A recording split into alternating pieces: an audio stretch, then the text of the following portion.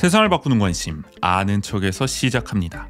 강원도와 운주를 이야기하는 풀뿌리 팟캐스트 원주하는 척, 2025년 3월 29일 토요일 155회 두 번째 순서입니다. 책임 PD 정은재입니다.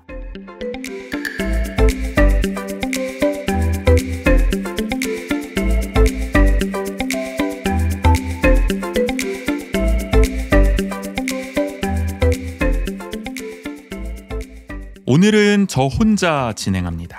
우리 조국인 에디터가 부상자 명단에 등재됐어요. 감기 몸살에 심하게 걸렸다가 지금 회복하는 중인데 목 상태도 그렇고 휴식이 필요해서 부득이하게 오늘 녹음은 저 혼자 진행하는 것으로 결정했습니다. 원주한 척 역사상 단독 진행은 처음인 것 같은데 굉장히 어색하고 외롭기도 하고 그렇네요. 하여간 오늘 혼자서 어찌저찌 잘 해보도록 하겠습니다. 155회 2부는 무실동은 지금에서 3월 원주시의회 리뷰해보겠습니다. 안 그래도 요즘 의회의 중요성을 새삼 생각하게 되는데 12.3 내란 사태 이후 더 실감하는 것 같아요. 한국은 확실히 행정부 권력이 어마어마하게 세다. 반대급부로 입법부는 그만큼 너무나 약하다. 저는 이게 반대가 돼야 한다고 생각을 하거든요. 기본적으로 정치는 의회를 중심으로 굴러가야 한다. 왜냐하면은 행정부는 자의적으로 권력을 집행할 그런 위험성을 기본적으로 내포하고 있습니다. 행정부라는 게 엄청 거대한 조직이잖아요. 뭐 수많은 관료들을 거느리고 있고 또 폭력 기구도 장악하고 있습니다. 경찰, 검찰, 국정원 등등등. 근데 이 거대한 행정부를 통할하는 것은 결국 최정점에 있는 대통령 한 명이죠. 물론 우리가 이 대통령은 직선제를 통해서 민주적으로 선출합니다만은 그렇게 한 명을 뽑아 놓으면은 결국 그 한 명의 자의적인 결정, 판단에 따라서 행정부 전체가 이리 갔다 저리 갔다 왔다 갔다 하게 될 가능성이 크죠. 구조적으로 그렇습니다.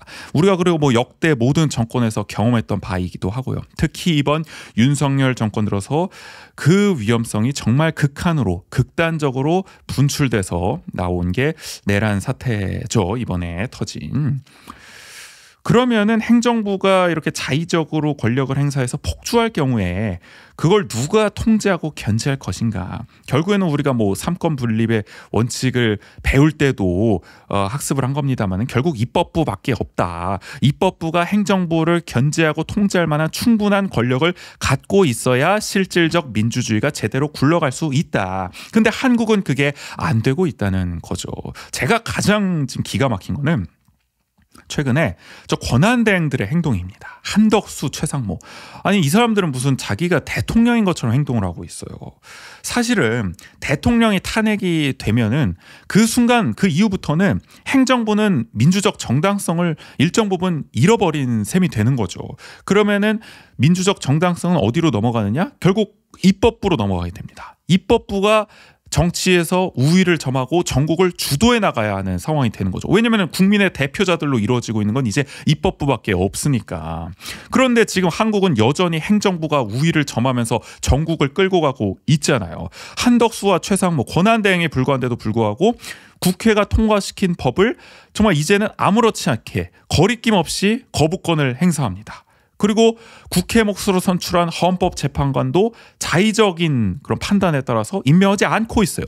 심지어 헌법재판소가 그러한 행위가 위헌이라고 결정을 했음에도 불구하고 그냥 깡그리 무시하고 있는 거죠. 어떻게 이런 행동들이 가능하냐. 선출되지도 않은 관료들이 권한대행을 맡았다는 이유만으로 어떻게 이렇게 그냥 대통령이 된 것 마냥 자기들 맘대로 정말 행정부를 장악해서 이런 뜻을 펼칠 수가 있는지 이해가 안 돼요. 사실은.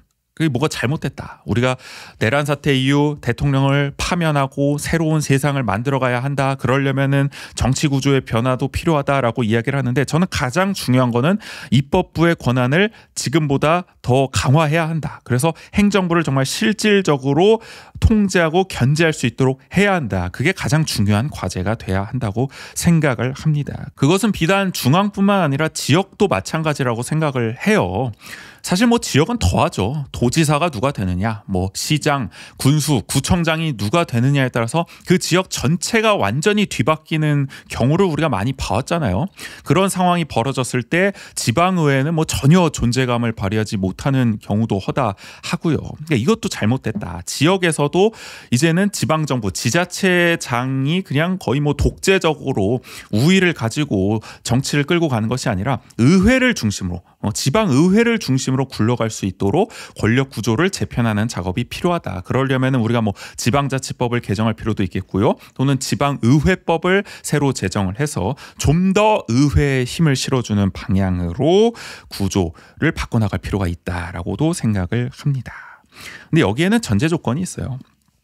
의회가 똑바로 일해야 합니다. 우리가 뭐 시민들이 의회에 대한 불신이 대단히 강하잖아요. 그래서 뭐 국회의원 숫자도 줄이자 그러고 지역 뭐 지방의회는 아예 뭐 없애자는 말까지도 나오잖아요. 그게 뭐 필요하냐? 근데 사실 그러면 안 되죠. 더 안 좋아지는 거죠. 그러면 행정부가 더 폭주하게 만드는 정말 고속도로를 깔아주는 셈이 되는 거 아니겠습니까? 그래서 어떻게 보면 의회의 권한을 더 강화하는 방향으로 가는 게 맞지만 오죽하면 시민들이 정말 그거에 역행하는 생각을 가질까 싶을 만큼 지금까지 의회가 제 역할을 못해온 것, 밥값을 제대로 못한 것도 사실입니다. 그런 점에서 이제는 의회가 똑바로 일하도록, 밥값을 제대로 하도록 우리도 의회에 관심을 갖고 제대로 활동하도록 촉구할 책임이 있다. 그래서 원주 아는 척도 매번 이렇게 시의회 리뷰를 진행하는 거죠. 네, 그런 취지에서 하고 있습니다. 그래서 잠시 후에 3월 원주시의회 리뷰 진행해 보겠고요.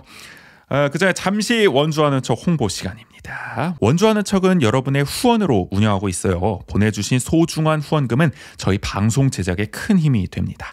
유튜브는 아래 자막을 참고해서요, 자동이체 후원을 신청하실 수 있습니다. 카메라 아래 QR코드 카메라로 찍으시면 바로 신청 링크 넘어가실 수 있고요. 아래 계좌를 통해서 자율 구독료도 보내주실 수 있습니다. 에피소드 설명 댓글에도 관련 사항 안내해 놓을게요. 유튜브 슈퍼땡스도 언제나 환영입니다.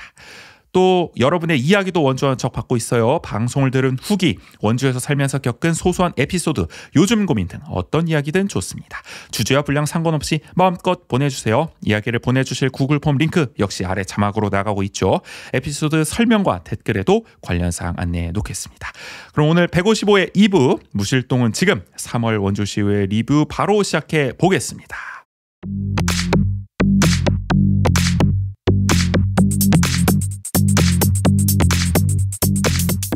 요즘 원주 정치 1번지에선 어떤 일들이?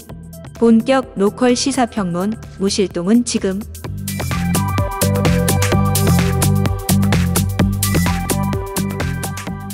(3월) 원주시의회 제256회 임시회였습니다. 3월 10일부터 14일까지 5일간 펼쳐졌고요. 1년 중 가장 짧은 회기였습니다. 특이사항으로는 2024 회계연도 결산검사위원을 선임했어요. 작년에 원주시 정부가 예산을 제대로 집행했는지 시의회가 이제 결산을 해야 하는데 그 역할을 맡을 위원을 선임한 거죠. 5명을 임명했습니다. 시의원 몫으로는 김혁성 더불어민주당 의원이 뽑혔고요. 이어서 박광수 전직 공무원, 권용균 전직 공무원, 홍기철 세무사, 한상용 세무사 이렇게 5명이 결산검사위원이 됐습니다. 참고로 이분들은 회의수당 300만 원을 받게 됩니다. 이번 시의회 의안 34건 그리고 건의안 5건을 심의 의결했습니다. 이따가 주목할 쪽에 2건 선정해 보겠습니다. 건의안 5건 잠깐 살펴보면은 먼저 광문근 민주당 의원이 발의한 원주시 소초면 치악산면 지명 변경 건의안이 통과됐습니다. 제가 금요일 155회 1부에서도 이야기했는데 최근에 원주시 정부가 소초면의 지명을 치악산면으로 바꾸려고 하고 있죠. 시의회에서는 광문근 의원이 공론화의 열성인데 아예 이번에 건의안까지 발의를 해서 통과시켰더라고요. 이어서는 박한근 국민의힘 의원이 발의한 원주 국립백두대간 생물자원관 설립 및 한국환경산업기술원 원주 이전 촉구 건의안이 통과됐습니다. 원주에 원주지방환경청 국립공원공단이 있으니까 아예 이제 거기와 연관된 국립백두대간 생물자원관도 짓자. 그리고 서울 은평구에 있는 한국환경산업기술원도 원주로 이전해서 생물 다양성 보전과 환경기술 산업화에 나서자는 주장을 담고 있습니다. 이어서 심영미 국민의힘 의원이 발의한 학교 안전 강화를 위한 대책 마련 촉구 건의안이 통과됐습니다. 최근 대전의 한 초등학교에서 교사가 학생을 살해하는 사건이 벌어졌죠. 이 사건을 통해서 교사의 정신건강 지원 체계 마련이 필요하다는 목소리가 또 공론화되기도 했는데, 어쨌든 심영미 의원은 교사들이 과중한 업무, 부당한 민원, 교권 침해 등으로 심각한 정신적 압박을 받고 있다면서 교원을 대상으로 한 전면적인 실태조사, 그리고 조사를 통해서 고위험군으로 분류된 교사에 대한 심리상담 및 치료 지원, 그리고 교내 심리상담 인력 확충, 관련 법령 및 제도 정비가 필요하다고 이 건의안의 주장을 담았습니다. 이어서 권아름 민주당 의원이 발의한 배리어 프리 키오스크 의무화, 실효성 확보를 위한 예산 지원 및 인식 개선 촉구 건의안이 통과됐습니다. 올해 1월 28일부터 법이 바뀌면서 100인 미만 사업장에도 배리어 프리 키오스크 설치가 의무화됐다고 해요. 그래서 새로 설치하는 키오스크는 반드시 배리어 프리로 설치해야 하고, 기존 키오스크는 내년 1월 28일까지 교체해야 합니다. 근데 이게 아직 모르는 분들도 많이 계시고, 알고 있더라도 비용이 부담돼서 교체를 망설이는 분들이 계시다고 해요. 보니까 일반 키오스크는 한 100만 원 정도만 설치가 가능한데, 배리어 프리 키오스크는 최소 300만 원에서 최대 1000만 원에 육박하는 좀 고가의 가격대가 형성돼 있다고 하더라고요. 그래서 권아름 의원은 일단은 정부가 배리어 프리 키오스크 의무화 시행이 실효성을 가질 수 있도록 인식 개선과 홍보 활동에 앞장서고, 그리고 소상공인과 자영업자들이 배리어 프리 키오스크를 실제로 도입할 수 있도록 필요한 예산을 충분히 편성할 것을 촉구했습니다. 그리고 이게 배리어 프리 키오스크만 단다고 끝이 아니잖아요. 그 가게에 들어가는 그 접근성이 열악한 경우도 많습니다. 뭐 계단이라든지 문턱 때문에. 그래서 배리어 프리 키오스크 설치 취지가 좀 더 빛을 발할 수 있도록 사회적 약자들의 접근성 확보를 위한 실질적인 지원까지 병행할 것을 또 디테일하게 권아름 의원은 촉구했습니다. 참고로 배리어 프리 키오스크가 뭐가 다른 거냐 잠깐 설명을 드리면은, 일단은 장애인뿐만 아니라 고령자, 어린이, 외국인 모두가 쉽게 이용할 수 있는 환경을 제공한다고 해요. 그래서 음성 안내, 점자 디스플레이, 화면 높이 조절, 다국어 지원, 상담 기능을 제공한다고 합니다. 마지막으로 심영미 국민의힘 의원이 발의한 제30회 농업인의 날 국가기념행사 원주 개최 촉구 건의안이 통과됐습니다. 저희가 일전에도 소개했지만 농업인의 날의 발상지가 바로 원주죠. 1964년 사람은 흙에서 태어나 살다가 흙으로 돌아간다는 삼토 사상을 바탕으로 흙이 3번 겹치는 11월 11일 11시에 농민의 날 행사를 추진한 것이 시초가 됐습니다. 이게 1996년 국가기념일로 지정이 돼서 지금도 매년 정부 기념 행사가 개최되고 있는데, 원주의 불만은 이거죠. 아니, 농업인의 날, 농민의 날의 발상지가 원주인데 왜 항상 정부 기념 행사는 서울에서 하냐. 정말 원주의 역사적 의미와 공로를 인정해서 이제는 원주에서 해야 하는 거 아니냐. 맨날 이런 얘기 해왔었거든요. 근데 정부는 좀 뜨뜻미지근했습니다. 사실 작년에는 거의 되는 것 같았어요. 뭐 협의 단계에 있다. 그래서 작년만큼은 이제 원주에서 하는 것으로 결론이 날 줄 알았는데, 그것도 뭐 막판 가서는 흐지부지 되고 그랬더라고요. 근데 올해만큼은 꼭 원주에서 해야 한다. 왜냐? 30회니까. 30주년이니까 역사적 의미를 정말 담아가지고 이 상징성을 살리기 위해서라도 올해만큼은 반드시 원주에서 해야 한다. 촉구하는 건의안을 심영미 의원이 발의를 했습니다. 뭐 원주시정부가 최근에 뭐 보도 자료도 내고 어쨌든 정부 부처와 좀 협의에 나서는 중인 것 같은데, 올해만큼은 뭐 어쨌든 농업인의 날이 원주에서 정부 기념 행사로 열리는 모습을 볼 수 있을지 궁금하네요. 여기까지 건의안 5건 살펴봤고요. 5분 자유 발언은 13건이 있었습니다. 잠시 후에 주목할 발언 저희가 2건 선정해서 이야기해 볼게요. 지난 시의회에서 조례정비특별위원회가 구성이 됐죠. 원주에 뭐 어마어마하게 많은 조례들이 있습니다. 뭐가 있는지 뭐 발의한 사람들도 까먹었을지도 몰라요. 공무원들도 다 알기가 쉽지 않습니다. 저희가 시정 정책 토론 조례도 원래 잊혀져 있던 조례잖아요. 먼지가 켜켜이 쌓여 있던 조례를 발굴을 해가지고 어떻게 보면은 정말 처음으로 써본 건데 그런 조례들 묻혀있는 조례가 얼마나 많겠냐는 거예요. 이 원주시에 정말 수백 개의 이제 조례들이 있는데 그래서 이제 한번 전수조사를 해보자. 그래서 사문화돼 있거나 실효성이 없는 또는 현실적으로 불합리한 조례를 조사해서 정비하기 위한 역할을 이 조례정비특별위원회는 맡게 됩니다. 그래서 이번에 위원장을 선임했는데요. 심영미 국민의힘 의원이 위원장을 맡게 됐고요. 부위원장은 권아름 민주당 의원이 맡게 됐습니다. 마지막으로 김혁성 민주당 의원이 시의회 윤리특별위원장 측에서 사퇴했습니다. 김 의원은 최근 당 모임에서 한 당원에게 반복적으로 여성 비하 발언을 해서 물의를 빚었죠. 당사자가 민주당 윤리신고센터에 제소했다가 뒤늦게 김 의원이 사과하면서 취하하는 일이 있었습니다. 이 언론 보도를 통해 알려지면서 지역사회에서 비판 목소리가 커지고 있는데 국민의힘에서는 아예 의원직 사퇴까지 촉구하고 있더라고요. 이게 참 그렇습니다. 윤리특별위원장이면은 더 모범을 보여도 모자랄 판에 이렇게 잘못된 발언으로 물의를 빚고 결국 위원장 자리에서도 내려오게 된다는 것 자체가 크게 비판해야 할 사안이죠. 씁쓸합니다. 여기까지 3월 시의회 개요 살펴봤고 이어서 주목할 이슈로 넘어갈게요.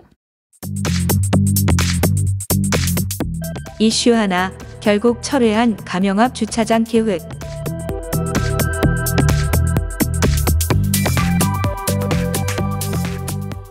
주목할 이슈 첫 번째, 먼저 유창호 의회 사무국장의 발언을 듣고 이야기 시작해 보겠습니다. 이번 임시회에서는 원주시장으로부터 원주 시민대상 조례 일부 개정 조례안 등 23건의 의안이 제출되었으며 참고로 의안 철회 요청에 따라 2025년도 제2차 수시분 공유재산 관리 계획안이 철회되었습니다. 여기서 유 국장이 말한 철회된 안건, 저희가 151회 2부 1월 시의회 리뷰에서 다루기도 한 원주농협 중앙지점 부지 주차장 조성 계획입니다. 그 당시에 저희가 80억 들여서 주차장 19면 조성하는 계획 아니냐 이렇게 요약했던 기억이 나는데 잠깐 다시 설명해 보면은 지금 원주농협 중앙지점이 있죠. 강원가명 앞쪽에 거기 주차장 부지가 있습니다. 지금 한 30면 정도 운영되고 있는데 이 주차장 부지를 일단 보훈회관 옆에 있는 시유지와 맞교환합니다. 이 보훈회관 명륜동 쪽에 있죠. 네, 거기 있는 시유지와 맞교환을 하고 그 다음에 원주시가 농협 건물까지 매입을 합니다. 그래서 그 건물을 철거해요. 그리고 철거한 자리에다가 또 주차장을 만듭니다. 그렇게 도합 49면의 공영 주차장을 조성할 계획을 원주시 정부가 세웠었죠. 근데 이런 계획이 알려지니까 비판이 쏟아졌습니다. 일단은 보훈회관 옆 시유지가 농협 주차장 부지보다 더 넓거든요. 근데 땅값은 농협 주차장 부지가 더 비쌉니다. 그래서 우리가 더 좁은 면적의 부지를 차액 6억 원을 줘가면서 바꿔야 하는 상황이에요. 그러다 보니까 아니 굳이 작은 땅을 돈을 더 줘가면서 바꿀 필요가 있느냐라는 지적이 일단 나왔고요. 그리고 농협 건물을 매입하려면 또 시정부가 추가로 예산 30억 원을 투입해야 합니다.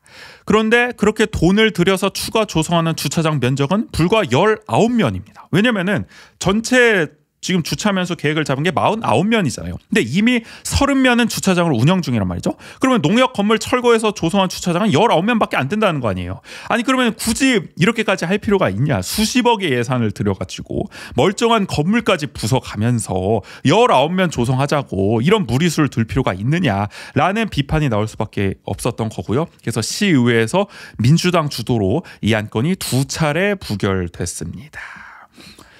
그런데 시정부는 포기하지 않았어요. 이번 3월 시의회 임시회에도 같은 안건을 올리려고 했습니다. 3번 해보겠다 했는데 급하게 철회를 했어요. 근데 나중에 이유를 이렇게 들었는데 문화재 때문에 사업 자체를 백지화했다고 합니다. 근데 이게 웃긴 게 뭐냐면은 문화재 얘기는 이미 작년 10월 시의회부터 나온 이야기예요. 그런데 시정부는 마치 이걸 지금 발견한 것처럼 새삼스럽게 이야기하고 있다는 거죠. 더구나 시정부는 안건이 2차례 부결된 이후에 보도자료를 뿌렸거든요. 주민 여론조사 결과 긍정적인 의견을 확인했다. 지난달 20일에 이런 보도자료를 뿌렸습니다. 2월 20일에. 그러면서 시의회를 압박했어요. 아니 주민들이 이렇게 주차장을 원하고 있는데 안건을 왜 자꾸 부결시키냐. 이거 해야 된다라고 뿌린 게 2월 20일이었는데 한 달도 되지 않아서 문화재가 발견됐다. 이런 이유로 철회를 한 겁니다. 그러니까 의회가 지적할 때는 제대로 살피지 않으면서 강행하다가 무슨 영문인지는 모르겠지만 뒤늦게 와가지고 철회하는 상황이 된 건데 아무래도 이해하기가 힘들죠. 왜 일처리를 이런 식으로 하는지. 그래서 언론 보도를 보니까 공무원들 사이에서는 이런 얘기가 나온다고 하더라고요. 시장의 공약사항인 원도심 주차장 조성 사업을 무조건 밀어붙이려고 했던 것 아니냐. 한마디로 일선 공무원들은 이미 문화재가 있어서 주차장 조성하기가 어렵다는 사실을 알고 있지만 위에서 하라고 하니까 이거 시장 공약사항이니까 무조건 주차장 만들어야 된다고 압박을 하니까 결국에는 울며 겨자 먹기로 진행을 했던 게 아니냐. 근데 도저히 막판 가서 이거는 주차장 만들 수가 없을 것 같으니까 급 제동을 건 거 아니냐 마지막에. 이런 이야기가 공무원들 사이에서는 나온다는 거죠. 원주시청 공무원 노동조합도 비슷한 얘기를 하더라고요. 아닌 걸 아니라고 말하면 인사상 불이익을 주니까 침묵하는 분위기가 조성됐다. 그 예전에 원주 MBC에서 보도했었잖아요. 그 원주시가 그 녹지를 없애고 주차장을 만드는 정책을 펼치는데 어떤 공무원이 거기에 반기를 든 거죠. 근데 나중에 보니까 그 반기를 든 공무원이 인사상 불이익을 받았다라는 의혹에 휩싸인 적이 있었는데 그걸 원주 MBC가 보도한 적이 있었는데 뭐 그 의혹이 사실인지 사실이 아닌지를 떠나서 어쨌든 그런 얘기가 도는 것 자체가 공무원들한테는 시그널이 될 수밖에 없고 압박으로 작용할 수밖에 없다는 거죠. 그러다 보니 시 정부의 위에서 시키면 일단 하고 보는 소위 말해서 까라면 까는 잘못된 업무 관행이 형성된 것이 아니냐라는 지금 목소리가 나오고 있다는 겁니다. 그러니까 이런 정말 이해하기 어려운 행정 절차가 벌어지게 된다는 거죠. 이런 가운데 원주농협은 또 강한 불만을 나타내고 있다고 하더라고요. 사실 그렇긴 해요. 그럴 수밖에 없다고 생각을 해요. 원주시 정부가 먼저 제안한 거거든요. 이 농협 부지를 맞교환해서 주차장을 만들겠다는 거는. 그래서 농협은 원주시 정부의 말만 믿고 이사회와 대의원 총회를 거쳐서 이미 건물 매각과 이후 그 부지 활용 계획까지 세워놨다고 해요. 그래서 보훈회관옆 시유지를 받으면은 그 자리에다가 로컬 푸드 매장을 세울 계획까지 다 짜놨다고 합니다. 근데 그거를 이제 와서 시정부가 엎은 거예요. 농협은 지금 이사회와 대의원 총회 다 승인 받아놨는데 그리고 황당하다는 거죠. 이게 뭐 하는 거냐 지금. 그래서 더는 원주시정을 신뢰할 수가 없다. 앞으로 일 같이 못하겠다라는 입장을 나타내고 있다고 합니다. 그러니까 이 원주시의 졸속 불통 행정 때문에 관계기관과의 지금 어떻게 보면 신뢰도 깨진 상황이다. 그러니까 왜 일처리를 이렇게 하는지 모르겠습니다. 그가 시의회에서 2번 부결이 났으면은 이게 안 된다는 거잖아요, 그냥. 그러면은 농협에도 언지를 줘야 되는데, 우리가 이걸 처음에는 잘 추진해 보려고 했는데 의회 반대가 워낙 완강해서 어려울 것 같다. 이렇게 좀 언지를 미리 주고 그랬어야 되는데. 시정부가 무조건 뭐 시의회 우리가 통과시킬 수 있다라고 자신을 했는지 모르겠지만 그 말만 믿고 결국엔 농협이 이렇게 하다가 사달이 났다는 거 아닙니까? 그러니까 충분히 소통이 이루어졌더라면은 이제 와서 이렇게 농협이 강한 불만과 분노를 드러내는 일도 없었을 텐데 일처리를 하여간 똑바로 안 하니까 계속 이렇게 뒷말이 나올 수밖에 없지 않나 싶어요. 고질적 문제가 계속 반복되는 느낌입니다. 한편 문정한 민주당 의원은 이번 사태와 관련해서 5분 자유 발언을 통해 시정부의 공유재산 관리 문제점을 지적했습니다. 공유재산 및 물품관리법에 따르면 지자체는 회계연도 개시 40일 전까지 공유재산 관리 계획을 지방의회에 제출해야 한다고요. 그런데 원주시 정부는 2025년 공유재산 관리 계획을 의회에 내지 않았다고 합니다. 그러니까 이런 농협 주차장 계획 같은 게 있으면 미리 2025년 연간 계획을 세워서 그걸 지방의회에 내야 되는데 시의회에 냈어야 되는데 그런 걸 안 했다는 거죠. 이거부터가 일단 시의회 패싱을 한 거고 그리고 긴급한 사유가 있을 때만 회계연도 중에 공유재산 관리 계획을 제출할 수 있거든요. 그런데 이번에 시의회가 갑자기 수십은 공유재산 관리 계획안을 냈죠. 회계연도 중인데 그러면 긴급한 사유가 있어야 되잖아요. 근데 지금 긴급한 사유가 뭐가 있습니까? 아무것도 없죠. 뭐 전시 상황입니까? 지금 뭐 재난이 벌어졌습니까? 뭐 천재지변이 있습니까? 이런 상황도 아닌데 단지 그냥 자기들 마음대로 지금 긴급하다라는 이유만으로 이 수십은 관리 계획안을 제출한 거거든요. 그러니까 이것도 원칙에 어긋나는 거다. 문정한 의원은 지적을 한 거죠. 그러니까 앞서 저희가 오프닝 때도 얘기를 했지만은 행정부는 이렇게 자기들 마음대로 그냥 자의적으로 행정을 집행하는 경우가 계속 벌어질 수밖에 없다는 거예요. 그렇기 때문에 지방의회가 이걸 견제하고 통제할 수 있어야 하는 건데 그런 권한이 미약하다 보니까 계속 이렇게 시의회를 무시하는 행정 절차가 벌어지고 있다는 점을 문정한 의원은 지적을 한 거죠. 마지막으로 시유지 교환과 토지 건물 매입 이게 앞서 말씀드린 그 농협 부지의 주차장을 조성하는 하나의 계획인데 시정부는 굳이 이 하나의 사업 계획을 2개의 안건으로 쪼갰어요. 어떻게 쪼갰냐면은 일단 앞서 말씀드린 그 시유지 교환권이 있잖아요. 지금 농협 주차장 부지와 보훈회관 옆 시유지를 맡겨놓은 거. 그 시유지 교환권과 토지 건물 매입권이 있죠. 농협 건물을 아예 매입해버리는 거. 그 안건을 둘로 쪼개놓은 거예요. 그래서 시유지 교환권은 행정복지위원회에서 승인을 받게 했고 토지 건물 매입은 문화도시위원회에서 승인을 받도록 했습니다. 근데 뭐하러 굳이 이거를 쪼개놨냐. 이것도 이상하다. 제가 생각할 때는 혹시 뭐 이런 의도일까요?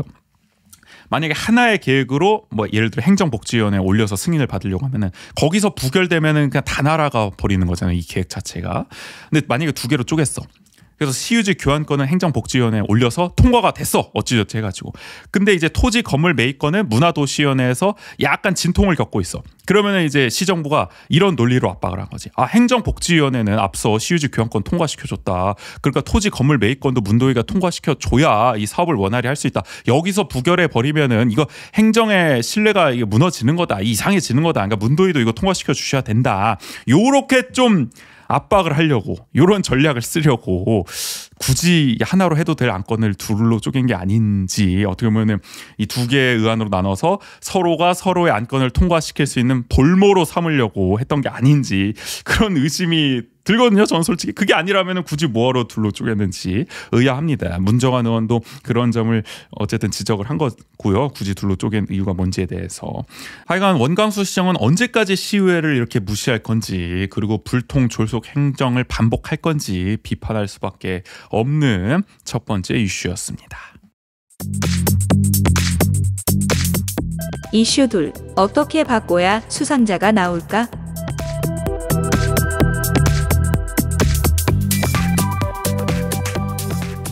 원주 시민 대상이라고 들어보셨습니까? 이런 상이 있습니다. 지역사회 발전에 뚜렷한 공적을 쌓은 시민에게 매년 수여하는 상인데요.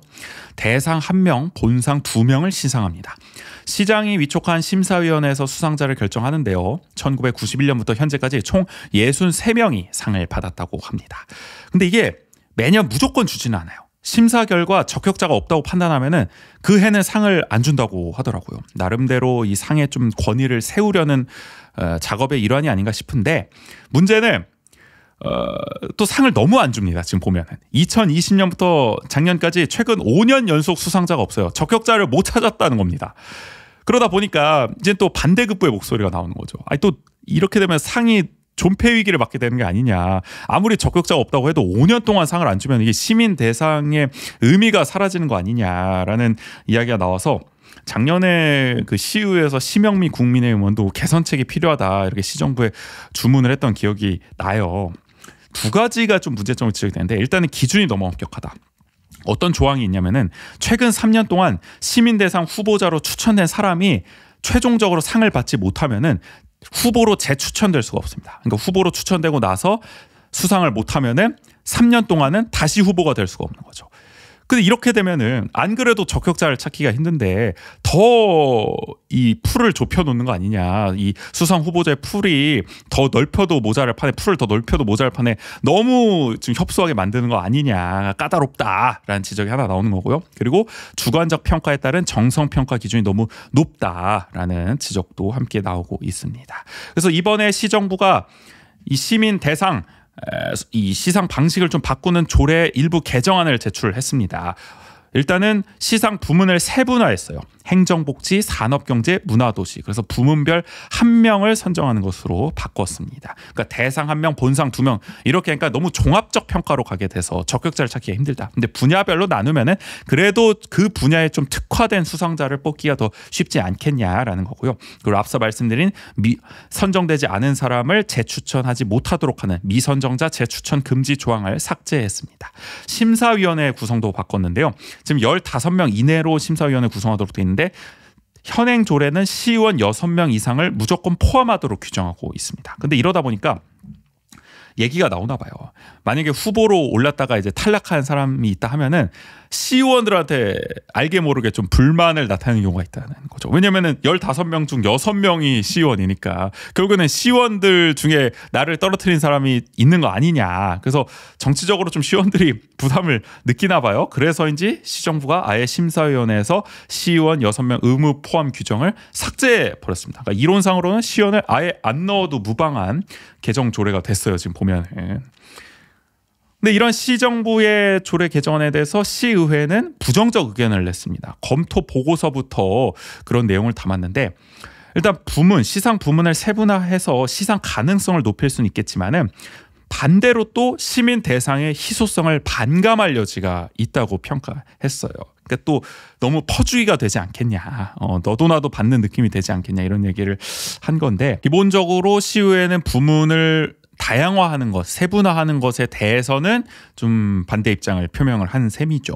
그리고 심사위원 위촉 규정에 대해서도 문제 삼았는데 지금은 심사위원을 풍부한 경험과 식견을 갖춘 자중에서 위촉한다고 명시하고 있어요. 근데 이게 너무 주관적이라는 거죠. 풍부한 경험과 식견을 갖춘 자란 누구인가. 이게 뭐 100명이면 100명의 기준이 다 다르지 않겠습니까? 그래서 시정부가 너무 자의적으로 해석 적용할 여지가 있다. 좀 더 객관적으로 조문을 수정할 필요가 있다라고 시의회는 검토 보고서에서 지적을 했습니다.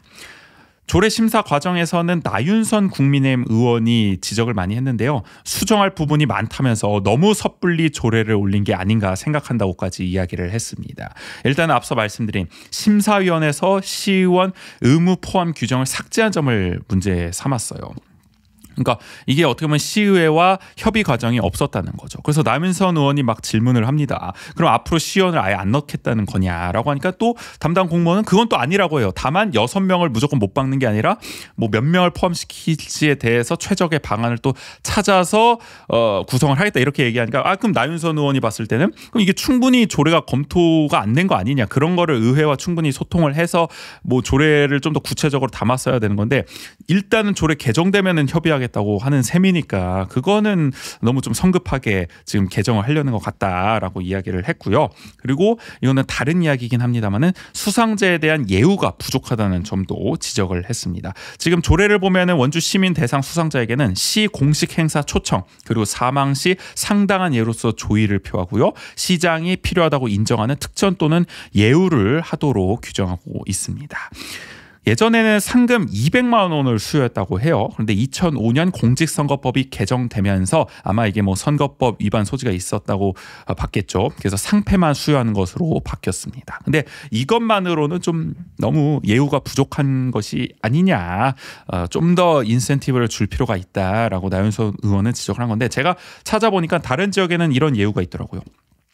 경기 과천시 같은 경우에는 연 1회 선진 주민자치 지역을 역대 수상자들이 방문하는 워크숍이 있다고 해요. 근데 이 워크숍에 버스를 제공한다고 합니다. 근데 이게 굉장히 디테일하지 않습니까? 그러니까 보통은 뭐 워크숍 비용을 지원한다 뭐 이렇게 좀 포괄적으로 할 텐데 그 워크숍에 버스를 제공한다고 아예 조례 못 박아놨어요. 굉장히 어떻게 보면 콕 집어가지고 조례를 만들었다라는 생각이 들고, 그리고 경기 구리시 같은 경우에는 각종 위원회 위원으로 위촉하도록 규정하고 있습니다. 그러니까 시민 대상 수상자는 시정의 운영에 참여할 수 있는 권리를 좀 우선적으로 부여한다라고 할 수 있죠. 그리고 시 주요 공공시설 이용료도 감면해주고 있습니다. 강릉시 같은 경우에는 경력 사항에 따른 각종 교육 강사로 추천한다고 해요. 이런 점도 어떻게 보면 시민 대상 수상자에게는 메리트가 될 수 있겠죠. 그러니까 이런 다른 지역 사례들을 참고해서 원주시도 뭐 충분히 차용할 수 있는 게 있잖아요. 뭐 위원회 위원 위촉, 뭐 공공시설 이용료 감면, 뭐 교육 강사 추천 이런 거는 뭐 비용이 많이 드는 것도 아닐 테니까 이런 거를 다 넣는 것이 이참에 조례를 개정하는 김에 좋지 않겠냐라고 나윤선 의원은 지적을 했습니다. 어쨌든 이렇게 부정적 의견 일색이다 보니까 결국 소관상임위원회인 행정복지위원회에서 조례 개정안이 부결됐고요. 시정부는 더 검토해서 차후에 보완 제출을 할 것으로 예상됩니다. 이게 정답은 없는 것 같아요. 이게 어려운 것 같아요. 제가 찾아보니까 예전에는 5개 부문으로 나눠서 원주 시민대상을 시상했대요. 교육학술, 사회봉사 치안, 문화예술, 체육진흥, 농업상업, 공업, 기타 이렇게 나눠서 했는데 또 그렇게 하다 보니까 앞서 시의회 검토 보고서에서 낸 의견처럼 희소성이 너무 떨어진다. 너무 퍼주는 느낌이다. 해가지고 2004년에 지금 제도로 바꾼 거거든요. 대상 한 면, 본상 2면. 근데 이제 와서 또 반대급부 얘기가 나온 거잖아. 이제는 적격자를 찾기가 너무 힘들다. 좀 부문을 나눠야 된다. 근데 그렇게 해서 또 개정을 하면은 똑같은 얘기가 또 안 나올까요? 2004년에 나왔던 얘기가 또 안 나올까요? 그러니까 이거는 사실 최적의 지점을 찾기는 대단히 어렵지 않을까. 그리고 저도 굳이 이렇게 부문을 나눠서 하는 것보다는 뭐 심사 자격 기준을 좀 완화를 하든가 아니면은 뭐 대상자를 좀 더 문호를 좀 넓히든가 하는 조치가 필요하지 않을까 싶습니다. 이게 뭐 부문만 세분화한다고 될 일은 아닌 것 같아요. 그게 원주 시민 대상을 만든 취지에도 그렇게 부합하는 것 같지는 않고요. 일단은 시정부는 올해 5월 9일까지 시민대상 후보자를 공개 모집한다고 합니다. 그래서 여러분들도 누구나 아마 시민대상 후보자를 추천하실 수 있을 거예요. 지금 한창 받고 있습니다. 근데 조례가 개정되지 않았기 때문에 아마 현행 조례를 준용해서 시민대상 수상자를 모집하고 있는 것 같습니다. 그래서 과연 올해는 수상자가 나올지, 어떻게 바꿔야 원주 시민대상 수상자가 나올지 궁금증을 좀 안겼던 두 번째 이슈였습니다. 이어서 주목할 조례 살펴볼게요. 주목할 조례.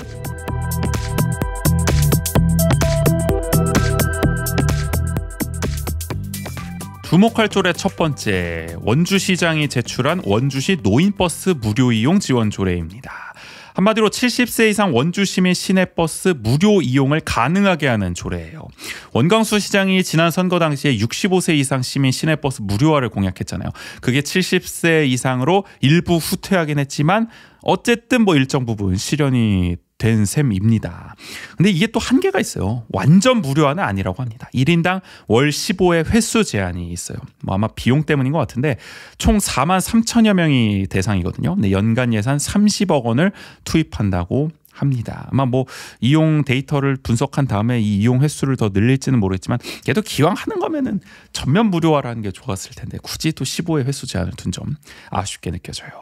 강원도에서는 정선, 춘천, 강릉, 횡성, 인제, 속초, 철원 등이 70세 이상 시민 시내버스 무료 정책을 시행 중인데 원주시가 살짝 다소 늦긴 했습니다만 그래도 뭐 이제라도 대중교통 활성화와 공공서비스 강화 차원에서 바람직한 정책을 펼치게 되지 않았나 싶습니다. 특히 원주에서 버스 타신 분들은 느끼시겠지만은 어르신 이용자분들이 굉장히 많으시잖아요. 근데 이 어르신들에게는 대중교통이 굉장히 중요하거든요. 우리가 뭐 노인들의 사회적 고립이라든지 뭐 고독이라든지 이런 문제들을 많이 지적을 하는데 결국에는 이런 버스를 통해서 자꾸 밖에 나와서 사회적 관계, 연결을 이어갈 수 있도록 독려하는 작업들이 필요하잖아요. 그런 점에서 이 버스 무료화는 그런 실질적 효과를 거두는데 저는 적지 않은 기여를 할 것이다라고 평가를 합니다.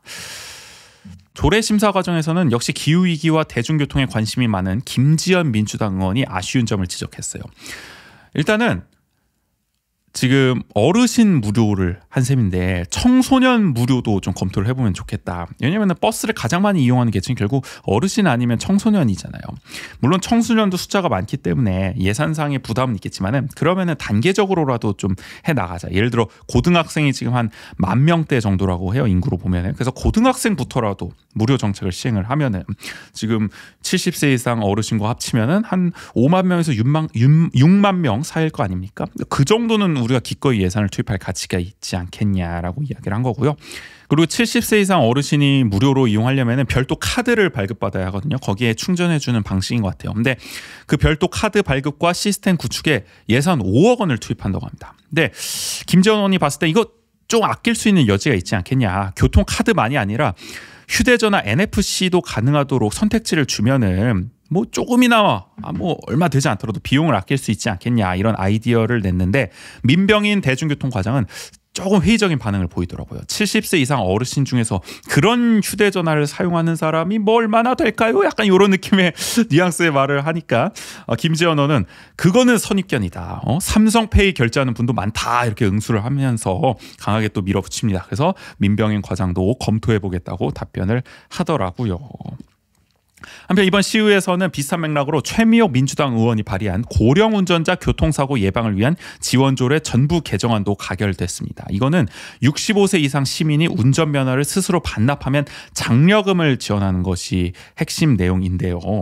지금도 원주시는 운전면허 65세 이상이 자진 반납하면 10만 원을 주고 있어요. 근데 이 메리트가 떨어진다는 지적이 자꾸 나오죠. 10만 원 받자고 운전면허 반납하는 사람이 얼마나 될까? 데이터를 보니까 작년에 380명 정도였다고 하는데 매년 추계를 보면은 거의 뭐 증가하는 그런 게 아니래요. 그러니까 별로 늘지도 않고 뭐 줄지도 않고 그냥 비슷하다고 합니다. 근데 어쨌든 시책상으로 봤을 때는 운전면허 반납을 더 독려하자고 하고 있는 거잖아요. 그런 점에서는 인센티브를 더 확대할 필요가 있다. 김지연 민주당 의원이 아이디어를 냈는데 면허 자진 반납자에 한해서는 65세 이상부터 시내버스 무료 이용이 가능하도록 하자. 그러니까 우리가 면허가 없으면 일단 대중교통을 이용해야 되는 거잖아요. 그러니까 연결을 시켜놔야 되는 거 아니야. 연계가 필요한 거 아니냐. 면허 반납한 분들께는 70세 이상 아니더라도 바로 무료 이용할 수 있게 하면은 더 어쨌든 그게 메리트로 다가올 수 있지 않겠습니까? 네, 그런 것을 좀 주는 혜택이 필요하다. 일단 1차적으로 이야기를 한 거고, 그리고 전기자전거 원주시에서 보조금으로 30만 원 지원하는 정책이 있는데 이것도 면허 반납자에게 우선권을 주자. 그러면은 내가 면허를 반납하더라도 뭐 시내버스를 타든지 전기자전거를 타든지 이런 대안책들이 있으니까 더 우리가 반납을 유도할 수 있지 않겠냐라는 점을 김재현 의원은 이야기를 했고요. 마찬가지로 황정순 국민의힘 의원도 면허 반납과 시내버스 무료 연령을 일치시킬 필요성에 대해서 지적을 했는데 이 뉘앙스는 김재현 의원과 좀 다릅니다. 이렇게 얘기를 해요. 고령 운전자를 70세로 규정한 시도, 그러니까 그런 지자체가 많다면서 은근히 고령 운전자 연령 기준을 올리는 쪽으로 지적을 하더라고요. 그러니까 면허 반납자의 연령 기준을 70세 이상으로 오히려 상향해야 한다는 거죠. 근데 이게 저는 반대가 돼야 된다고 생각을 하거든요. 시내버스 무료 연령을 70세 이상에서 65세 이상으로 낮추는 게 더 바람직한 사회로 가는 길 아니겠습니까? 근데 오히려 시내버스가 지금 예산 문제 때문에 70세 이상이니까 고령 운전자 면허 반납도 70세 이상으로 같이 맞추자. 이거는 다 같이 그냥 후퇴하자는 주장 아닌가. 그래서 좀 공감하기가 어렵더라고요. 김지연 의원의 아이디어에 더 마음이 쏠리는 것 같습니다. 저는 개인적으로 그렇습니다. 이렇게 첫 번째 주목할 조례 살펴봤고요. 이어서 다음 주목할 조례. 이병규 국민의힘 의원이 발의한 원주시 이동 노동자 권익 보호를 위한 지원 조례가 통과됐습니다. 저희가 금요일 155회 1부 전국 조례자랑에서 경기도 이동 노동자 쉼터 설치 및 운영 조례를 소개하면서 강원도에는 관련 조례가 하나도 없다. 그래서 원주도 필요하다 이렇게 이야기를 했는데 마침 공교롭게도 이번 시의회에서 통과됐습니다. 근데 내용을 보면은 아주 기본적이에요.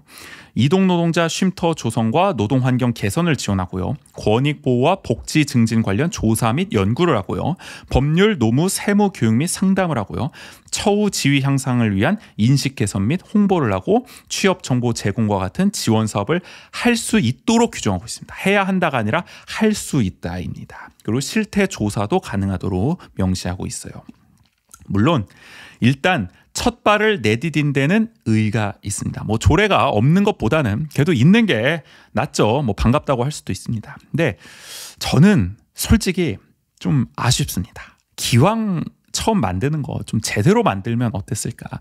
우리가 비록 늦게 만들었지만 이 조례를 늦게 만든 만큼 이점이 있을 수도 있어요. 어떻게 보면은. 왜냐면은 다른 지역에서 몇 년 동안 한 걸 지켜보면서 한계 지점을 분석을 하고 그걸 반면 교사 삼아서 더 디테일하고 내실 있는 조례를 만들 수도 있는 거잖아요. 그런 가능성도 있었던 거잖아요. 근데 역시나 그렇게 하지 않고 그냥 정말 기본적인 사항만 규정하는데 그쳤다. 어떻게 보면 다른 지역의 선진 사례들을 가져오지 못하고 좀 후퇴한 측면도 있다. 그러니까 늦게 만든 보람이 전혀 없다라는 생각이 듭니다. 몇 가지 지적을 해보면요. 우선 쉼터 설치 운영 규정이 너무 간소합니다. 원주시 조례는 딱 4가지만 명시하고 있어요. 이동 노동자의 휴식 및 소통 공간, 법률, 노무, 세무 교육 및 취업 정보 제공, 이동 수단 자가 정비 시설 제공, 그 밖에 복지 증진을 위해 필요한 사항. 근데 이 딸랑 4가지만 가지고 될까? 충분하지 않다는 생각이 듭니다. 이런 내용 들어갔으면 어땠을까 싶어요. 먼저 건강 및 안전보호 관련 내용. 요거 왜 빠졌을까 싶습니다. 우리가 쉼터를 만드는 중요한 이유 중 하나가 기후위기, 기후재난 상황에서 벌어지는 뭐 폭염, 폭설로부터 정말 이동 노동자들을 보호하고 제대로 휴식할 수 있도록 보장하기 위한 취지로 쉼터를 만드는 거잖아요. 그러면은 건강 및 안전 보호를 위해서 필요한 뭐 시설이라든지 용품이라든지 의약품을 구비할 수 있도록 관련 규정을 명시를 해야죠. 왜 이런 거를 빼먹었는지 모르겠습니다. 더 나아가서 상해보험, 사회보험과 같은 이동 노동자들이 잘 모를 수도 있는 정책을 홍보하고 지원할 수 있는 규정도 같이 들어가야 마땅하고요. 근데 이런 내용이 빠졌다는 거는 조례가 너무 이 재정 취지를 못 살린 것이 아닌가라는 생각이 하나 들고요. 그리고 취미 및 문화활동 지원 서비스 제공도 들어갔으면 좋았겠다. 예를 들어서 다른 지역 보면은 뭐 TV를 설치한다든지 보드 게임을 구비한다든지 이렇게도 정책을 펼치고 있거든요. 그러니까 우리가 뭐 의자랑 테이블 딸랑 갖다 놓는다고 끝은 아니잖아요. 좀 더 어쨌든 내실 있게 그래도 쉼터를 좀 구색을 갖추려면은 삶의 질을 그래도 좀 보장할 수 있는 내용들, 뭐 취미나 문화활동 내용들 이런 게 들어갔으면 좋지 않았겠냐. 이런 게 다 빠진 거는 좀 아쉽습니다. 그리고 이것도 중요합니다. 쉼터를 곳곳에 만들 수 있도록 규정을 해놔야 돼요. 우리가 태장동 같은 곳에 예를 들어서 으리으리하고 근사하게 정말 크게 쉼터 하나 만들어 놓는다고 원주에 있는 이동 노동자들이 굳이 태장동까지 가서 휴식을 할 것인가. 그런 광경을 상상하기는 솔직히 힘들잖아요. 그러면은 조금 간소하더라도 뭐 단계동, 뭐 무실동, 단구동, 뭐 우산동, 반곡동 이렇게 곳곳에 만들어 놔야 그 관할 권역에 있는 이동 노동자들이 그냥 편하게 그냥 시간이 될 때 잠깐 들려서 휴식할 수 있는, 그래서 실효성 있게 쉼터가 운영될 수 있는 길을 만드는 건데 그런 내용들이 조례에 들어가 있지 않습니다. 예를 들어서 대구 같은 경우는 쉼터를 설치할 때 접근성을 고려한 주요 거점 지역에 입지하도록 명시하고 있거든요. 그러니까 그렇게 해놔야 시정부가 정책을 펼칠 때 고려를 할 거라는 거죠. 그렇게 안 하면은 모르겠습니다.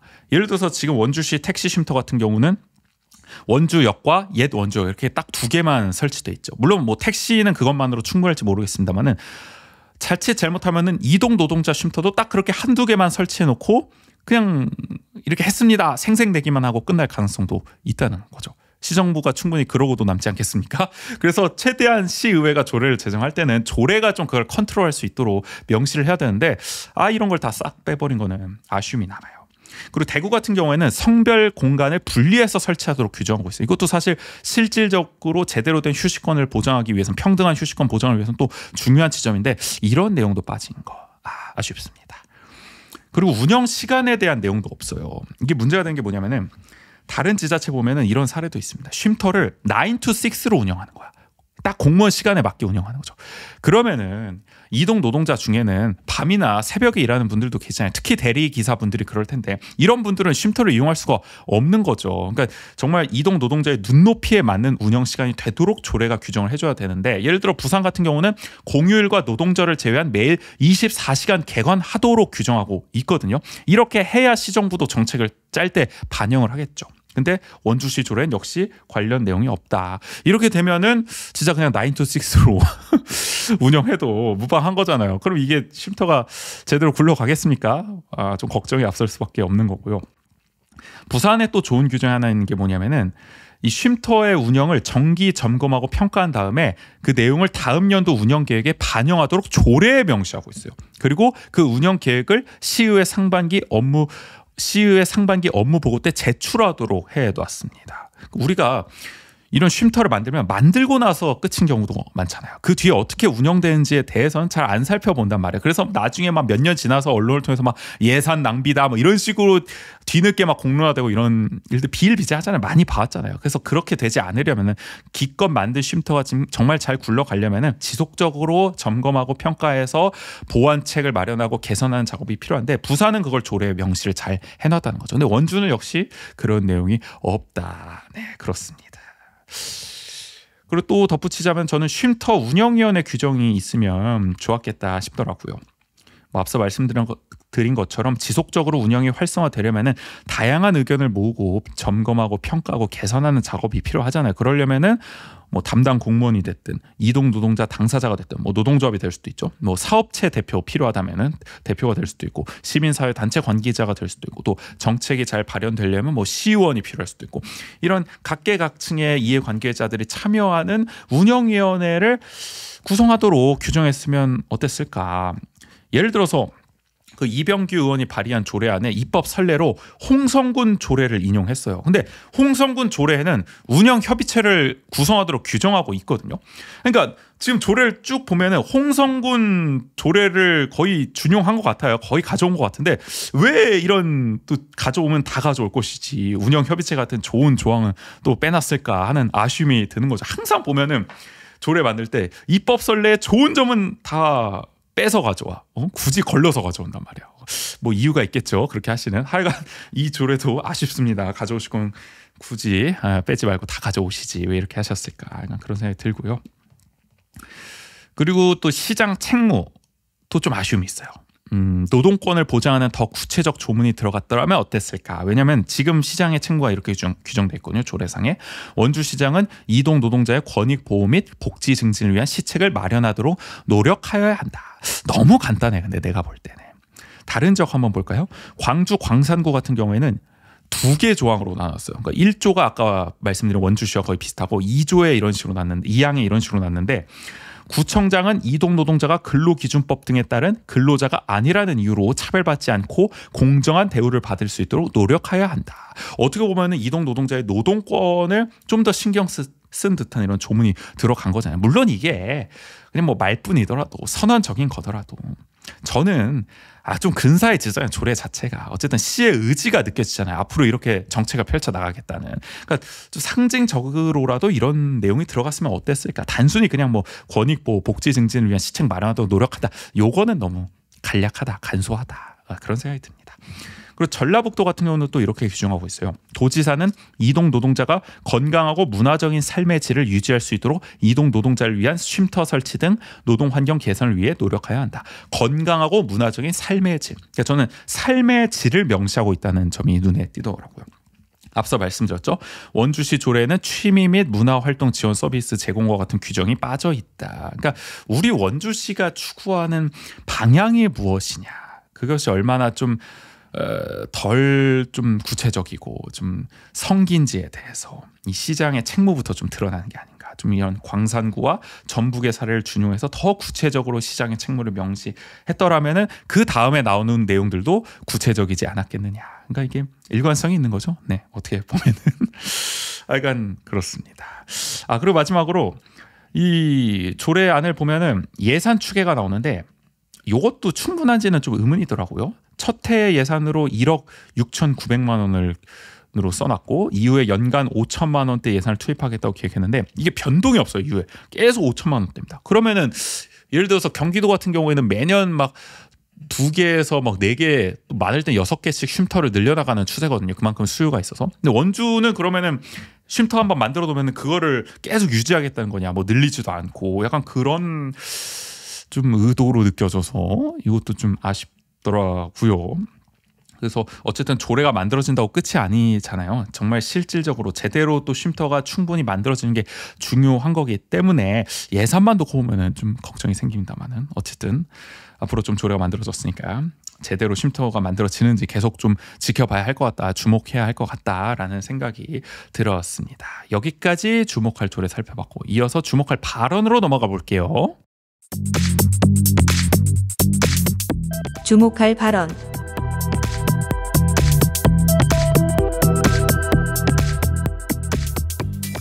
주목할 발언 첫 번째, 김지연 민주당 의원의 지역화폐 더 발행하라. 경기가 어려울 때 지역화폐는 지역경제를 활성화시키고 자금의 역외 유출을 방지하며 고용 창출 효과와 지역 공동체 강화로 소비 촉진 및 경기를 부양하는 정책으로 활용이 가능합니다. 그럼에도 불구하고 원주시 발행 규모는 턱없이 부족합니다. 원주 상품권 1인당 충전 한도는 30만 원, 월 발행 금액은 50억 원으로 제한되어 원주시 인구의 단 5%도 못 미치는 실정입니다. 2025년 원주사랑 상품권 인센티브는 7%로 결정되었습니다. 원주시는 국비 지원 축소와 소극적인 대응으로 예산이 급강했습니다. 23년 114억 원이었던 예산이 24년도에는 46억 원으로 60% 줄었고 올해는 21억 원으로 반토막 났습니다. 생각해 보십시오. 원주사랑 상품권이 매달 100만 원을 충전할 수 있다면 시민들에게 10만 원을 지원할 수 있는 겁니다. 이는 코로나 시기에 단발성 지원이 아닌 지속 가능한 지역 활성화 정책으로 원주시 내에서만 사용되어 지역 경제를 순환시킬 것입니다. 시장님께서 강조하신 소상공인 지원과 지역 경제 활성화를 위해 주차장 같은 랜드마크 사업보다 즉각 효과를 발휘할 수 있는 지역 화폐의 정책이 더 시급합니다. 상품권의 주 사용자인 학부모님들은 원주사랑 상품권으로 학원비를 결제를 주로 하고 있는데 이는 꿈이룬 사업의 목적과 일정 부분 부합합니다. 마지막으로 마지막으로 원주시에 강력히 촉구합니다. 원주사랑 상품권의 발행 예산을 대폭 확대해 주시고 인센티브도 현재 7%에서 10%에서 15%대로 상향해 주십시오. 시민들이 체감할 수 있는 실용적 정책을 만들어내십시다. 그래야만 합니다. 많이들 공감하실 겁니다. 매달 초면은 원주사랑 상품권 구매 경쟁이 아주 치열하죠. 1인당 충전 한도가 30만 원이고 월 발행 금액이 50억 원에 불과한 탓인데 혜택도 사실 7%로 줄다 보니까 아쉬움을 표하는 분들이 많습니다. 뭐 인센티브도 늘리고 발행 규모도 더 확대해야 하는 거 아니냐? 라는 말을 많이 하는데 김지현 의원도 거기에 부합하는 발언을 이번에 한 거죠. 시정부는 항상 국비 지원 감소를 탓해요. 근데 보면은 시 자체 예산도 크게 줄어들었습니다. 김지현 의원도 지적을 했는데 2023년에 114억 원이었던 시 자체 예산이 작년에 46억으로 60%나 삭감됐고요. 올해는 21억으로 54%가 또 추가 삭감됐습니다. 그러니까 최근 2년 새 5분의 1 이상 토막이 난 거죠. 그러니까 이거는 아니 국비가 감소했으면 시 예산이라도 유지를 해서 조금이나마 발행 규모를 계속 유지를 하고 인센티브를 유지할 수 있도록 노력을 해야 하는 건데 같이 이렇게 다 대폭 삭감을 해버리면은 이거는 지역 화폐를 계속 발행할 의지가 없다는 거 아니냐. 그러니까 이거는 국비 탓을 할 게 아니라 핑계 댈 게 아니라 시의 의지의 문제다라고밖에 볼 수가 없다고 김지현 의원은 지적을 한 거죠. 그런 점에서 김 의원은 지역 경제 활성화를 위해서 지역 화폐 발행을 대폭 확대를 해야 한다. 다른 지역은 다 그렇게 하고 있다. 그래서 충전 한도를 1인당 100만 원 정도로 늘리거나 인센티브 할인율을 최대 15%까지 높이는 정책이 필요하다고 역설했습니다. 여기에 대해서 언론 보도를 보면은 시정부는 부정적 입장인 것 같아요. 추경에서 국비 편성이 돼야 가능하다는 입장을 되풀이하고 있습니다. 근데 이거는 뭐 제가 볼 때는 결국 할 의지가 없다는 말과 마찬가지라고 생각을 해요. 지금 뭐 추경에서 지금 지역화폐 관련 국비 편성이 잘 되겠습니까? 일단은 이번 정부 여당은 지역화폐에 대해서는 아주 뭐 경기를 일으키고 있잖아요. 막 결사 반대잖아요. 거의 뭐 이재명 표 무슨 뭐 포퓰리즘 정책이다 이래가지고 탁 표적을 삼아가지고 절대 예산 증액 안 해줄 기세잖아요. 그러니까 이거는 거의 안 하겠다는 거와 마찬가지라는 생각이 들고. 그리고 물론 뭐 이제 정부가 바뀔 가능성이 크고 그렇게 되면은 뭐 예산이 반영될 수도 있겠지만 그래봐야 빨라봐야 하반기 추경 때나 가능할 거거든요. 근데 지금 소상공인이나 자영업자분들은 하루하루가 지금 먹고 살기 힘들어가지고 난리인데 이게 언제까지 기다리게 할 거냐는 거죠. 시정부가 지금이라도 당장 추경을 편성해서 시 자체 예산이라도 대폭 확대를 해서 지역화폐 발행을 늘릴 생각을 해야 되는데 정부 탓만 하고 국비 핑계만 대고 있으면 이거 어떡하냐 질타를 할 수밖에 없는 상황입니다. 이런 가운데 원주시가 최근 또 이런 이벤트를 펼치고 있죠. 원주시청의 모든 직원이 소상공인을 돕고자 영세 식당을 이용하는 원주 맛 탐험 7 이벤트를 진행하고 있는데 한마디로 이제 시청 직원들 보고 골목 식당 가서 밥 먹어라 이렇게 독려한다는 겁니다. 근데 이거는 나는 모르겠어. 이런 정책이 얼마나 도움이 되겠냐. 이런 캠페인만으로는 한계가 있지 않겠습니까? 너무 보여주기고 생색내기라는 생각밖에 안 들어요. 오히려 지역화폐와 같은 실질적으로 도움이 될 수 있는 정책을 펼치는 것이 훨씬 실효성이 있을 것이다. 그러니까 돈 안 내고 자꾸 뭐 한 것처럼 생색내려고 하니까 좀 문제가 계속 반복되는 것이 아닌가라는 생각이 듭니다. 그래요. 그러니까 원광수 시정이 경제도시를 맨날 부르짖잖아요. 근데 그 경제도시가 너무 대기업, 중소기업 중심이라는 생각이 듭니다. 그래서 뭐 기업을 유치한다든지 뭐 대규모 산단을 조성한다든지 이런 데만 초점, 포커스를 두고 있잖아요. 근데 지역에 있는 정말 골목 상권들, 소상공인, 자영업자에게 도움이 되는 정책을 펼치는 데는 별로 그렇게 관심이 없는 것 같다. 여러분들 뭐 기억에 남는 정책이 있으십니까? 뭐 만두 축제? 뭐 그냥 이런 일회성 뭐 행사나 뭐 이런 거 빼고는 과연 얼마나 도움이 되는 정책을 펼치고 있는지 저는 의문부호가 달리고 항상 이렇게 캠페인이나 이벤트 위주로만 좀 풀어가려는 것 같아서 안타깝다, 아쉽다는 생각이 듭니다. 그러니까 좀 지역화폐 저도 좀 더 발행했으면 좋겠다는 생각이 들었던 그런 김지현 의원의 발언이었고요. 이어서는 권아름 민주당 의원의 겨울철 인도 제설 대책 마련하라. 겨울철 빙판길로 변한 인도가 시민의 안전을 위협하고 있지만 원주시는 올해 관련 예산을 배정하지 않았습니다. 지난해까지 인도 제설에 투입됐던 예산이 강원도로부터 부적절하다는 지적을 받으면서 예산이 중단되었고 결국 그 피해가 고스란히 주민들에게 돌아가고 있는 것입니다. 강원특별자치도 소방본부에 따르면 지난 5년간 도내에서 발생한 겨울철 빙판길 낙상 사고는 총 398건으로 나타났습니다. 그중 원주시에서 발생한 낙상 사고는 총 56건이며 신고되지 않은 사례까지 포함하면 그 수는 훨씬 많을 것으로 추정되고 있습니다. 원주시는 인도 제설을 위한 예산을 책정하고 신속한 제설 작업이 이루어질 수 있도록 대응 체계를 정비하여 주시기 바랍니다. 시민들이 자발적으로 제설에 참여할 수 있도록 주민 참여형 제설 시스템을 구축하여 주시기 바랍니다. 자발적 제설 문화 정착을 위해 지역사회와 협력하여 제설 봉사활동을 조직하거나 겨울철 대비 안전 교육을 강화하는 방안도 검토하여 주시기 바랍니다. 이것도 다들 공감하실 내용이죠. 저는 그렇게 생각합니다. 원주가 도로, 차도 제설은 나쁘지 않은 편이다. 물론 올해는 막판 갈수록 좀 아쉬움이 있긴 했지만 그래도 전반적으로 보면은 무난하다고 생각해요. 근데 이거는 분명합니다. 인도 제설은 거의 안 됩니다.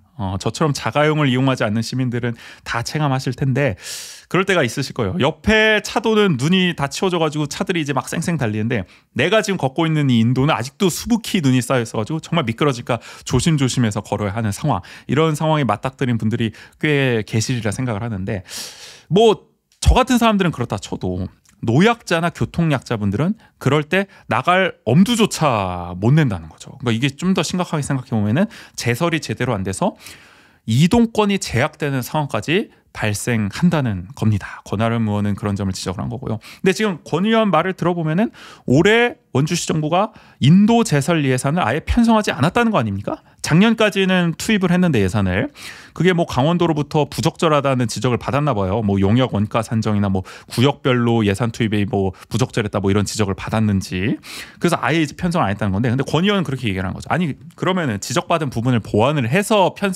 다시 편성할 생각을 해야지 아예 지적받았다고 예산을 빼버리면 어떡하냐 이런 거를 보완을 해가지고 빨리 인도 제설 예산을 편성해라 이렇게 주장을 한 거죠. 여기에 더해서 내 집 앞 눈치우기의 필요성도 역설을 했어요. 주민 참여형 제설 체계를 갖춰야 한다. 근데 이것도 중요한 지적이라고 생각합니다. 그러니까 아무리 사실 예산과 인력을 투입한다고 해도 요즘처럼 이렇게 폭설이 쏟아질 때 그거를 단시간에 다 치우기는 무리가 있어요. 우리 옛날에 뭐 응팔이나 이런 드라마 보면은 그 당시에는 그래도 우리가 골목에 내 집 앞에 눈이나 쓰레기 치우는 게 굉장히 일상적인 일이었잖아요. 근데 어떻게 보면 이제는 아파트 문화가 대대적으로 발달을 하면서 그런 게 뭐 관리사무소라든지 어떤 남의 일로 좀 이제 위탁되는 그런 상황에 놓이게 된 건데 우리 사회가 전반적으로 그러다 보니까 이런 제설에 있어서도 그냥 시의 행정 서비스로만 다 맡겨놓는 경우가 있다는 거죠. 근데 그렇게 되면 한계가 뚜렷할 수밖에 없습니다. 물리적으로 솔직히 그렇잖아요. 이걸 다 대응을 어떻게 하겠습니까? 순식간에. 그런 점에서 권하름 의원은 주민과 상인이 적극적으로 이 제설에 참여하는 체계를 갖춰야 한다. 그래서 뭐 홍보 캠페인, 포상, 인센티브 제도를 도입하도록 제안을 했는데 예를 들어서 뭐 제설 작업을 성실히 수행한 건물주에게 공공요금을 할인한다든지 상품권을 지급한다든지 이런 혜택을 부여할 수 있다는 거죠. 근데 전 그렇네요. 이게 어떻게 보면은 우리 공동체를 위해서 제설이나 이런 거는 당연히 해야 되는 일일 수도 있는 건데 내 집 앞에 내 상가 앞에 그런 거는 근데 이런 거를 이제 인센티브까지 줘가면서 해야 하는 상황에 놓여 있다. 어떻게 보면은 네, 뭐 한편으로 좀 씁쓸한 생각도 들고 근데 뭐 어쩔 수 없다라는 생각이 들기도 합니다. 또 상황이나 이런 것도 많이 바뀌었으니까 우리가 어쨌든 이런 아이디어를 하나 낸 거고. 근데 뭐 권 의원 발언을 들으면서 저는 문득 그런 생각도 떠오르더라고요. 작년에 잡초 영린 사건. 우리가 이제 그 잡초 뽑는 예산을 원주시 정부가 삭감해놓고 범시민 잡초 뽑기 운동으로 타개하려고 한다, 무마하려고 한다 그런 지적을 민주노총에 가지고 원주시 정부가 굉장히 마치 영린을 건드린 것처럼 민주노총이 발끈하면서 예민하게 반응했던 일이 있었는데 뭐 제설은 모르겠습니다. 그러니까 이게 제초 제설은 기본 중에 기본인데 이런 예산을 자꾸 아끼는 모양새라는 거죠. 어떻게 보면. 그러니까 우리가 주민 참여형 뭐 제초 제설을 하더라도 충분한 예산을 반영한 가운데서 보완하는 용도로 이게 이루어져야 되는 건데 지금은 예산을 뭐 지금 긴축재정이라는 핑계 대면서 다 삭감하면서 그거를 약간 이게 범시민 운동으로 타개하려는 모양새가 있으니까 이거는 예산을 적재적소에 쓰지 않는 것이 아니냐. 그러니까 공공 서비스라는 것은 기본 중에 기본인 건데 그런 데서부터 이제 예산을 좀 아끼려는 모양새가 있으니까 이런 권아름 의원의 지적을 좀 귀담아 들어야 하지 않을까 시정부가 그런 생각이 듭니다. 여기까지 3월 원주시의회 주목할 이슈 조례 발언 전반적으로 리뷰해 봤습니다.